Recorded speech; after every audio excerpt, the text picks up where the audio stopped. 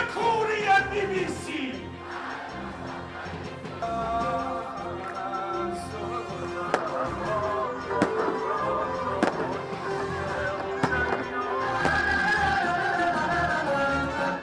अद्विक को blood cancer है। उसके माँ बाप उसके इलाज कराने में असमर्थ हैं। इन्हें आपकी एक छोटी सी मदद की जरूरत है। डिस्क्रिप्शन में दिए हुए लिंक पर जाएं और अद्विक की उम्मीद बने।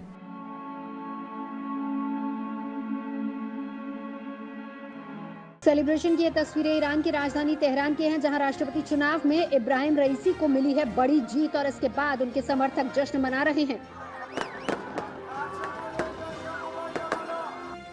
इस बीच इजरायल ने इब्राहिम रईसी को राष्ट्रपति चुने जाने पर कड़ी प्रतिक्रिया जाहिर की है। इजरायल ने कहा है कि अंतर्राष्ट्रीय समुदाय को ईरान के नए राष्ट्रपति के चुनाव पर गहरी चिंता करनी चाहिए।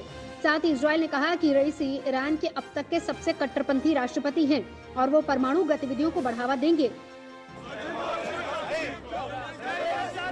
इब्राहिम रईसी फिलहाल सुप्रीम कोर्ट के चीफ जस्टिस हैं और अगस्त में ईरान के राष्ट्रपति का पद संभालेंगे। रईसी राजनीतिक कैदियों को मौत की सजा दिए जाने के फैसले से जुड़े रहे हैं और रईसी पर अमेरिका ने प्रतिबंध भी लगा रखा है।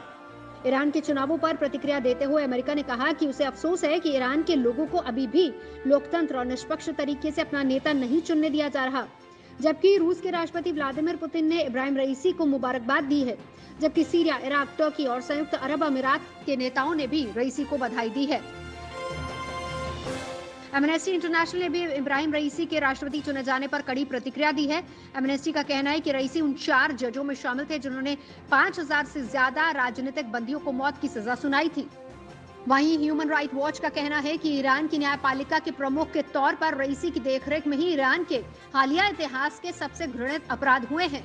उसकी जांच होनी चाहिए और जिम्मेदारी तय करनी चाहिए, न कि रईसी को ऊंचे पद पर नियुक्त किया जाना चाहिए।